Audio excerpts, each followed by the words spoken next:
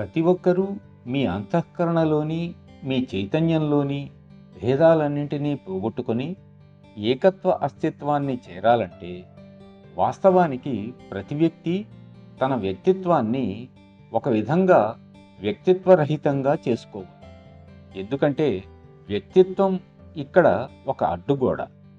మరి మనలో ఉన్నది ఒక వ్యక్తిత్వం కాదు, చాలా వ్యక్తిత్వాలు ఉన్నాయి. మీతో సంబంధం ఉన్న ప్రతి వ్యక్తికి, లేక సంబంధం ఉండబోయే ప్రతి వ్యక్తికి, ఒక్కొక్కరికి మీరు ఒక్కొక్క వ్యక్తిత్వంగా కనపడతారు. కొంతమందితో క్రూరంగాను, కొంతమందితో మంచిగాను, దయతో కొంతమందితోనూ, కొంతమందిని ద్వేషిస్తూ, ఉదారంగా కొంతమందితోనూ, మరికొంతమందితో సంకుచితంగానూ కూడా ఉండవచ్చు. ఇవన్నీ కూడా వ్యక్తిత్వానికి సంబంధించిన సమస్యలే. అయితే మనం ఆశించే ఈ చరమావస్థకు చేరుతున్నామనడానికి గుర్తుగా కనిపించే మొట్టమొదటి సూచన ఏమిటి?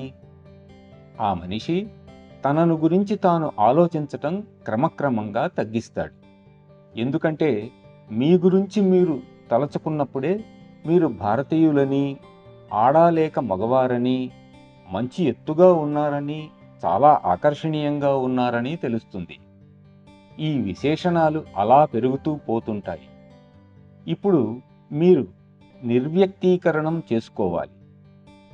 మీ చైతన్యంలో మాత్రం మీరు ఏమీ కాకూడదు, శూన్యమై ఉండాలి.